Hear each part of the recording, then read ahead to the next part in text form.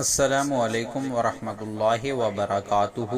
ہمارا آج کا سوال ہے کہ میاں بیوی میں جھگڑا ہوا، عورت نے شوہر سے کہا مجھے چھوڑ دے، شوہر نے کہا کہ چھوڑ دیا۔ جب شوہر سے پوچھا جائے تو وہ کہتا ہے میں نے چھوڑنے کی نیت سے نہیں کہا تھا، ویسے ہی کہا ہے، تو نکاح کا کیا حکم ہے؟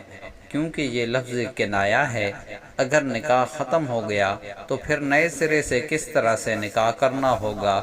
کیا دوبارہ سے گواہ، حق مہر، یہ سب کچھ کرنا ہوگا؟ اس کا طریقہ کار کیا ہوگا؟ اس کی وضاحت فرما دیں۔ اس کا جواب یہ ہے کہ چھوڑ دیا یہ ہمارے عرف میں صریح کے حکم میں ہے، لہٰذا اگر ایک بار کہا ہے تو اس سے ایک طلاق رجعی واقع ہوگی۔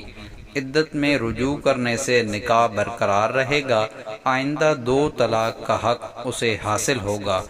اگر اس سے پہلے کوئی طلاق نہ دی ہو تو یہ حکم ہے، اگر پہلے کوئی طلاق دے چکا ہے تو اس کی وضاحت کریں تو اس کے حساب سے آپ کو اس کا جواب دیا جائے گا۔ واللہ اعلم۔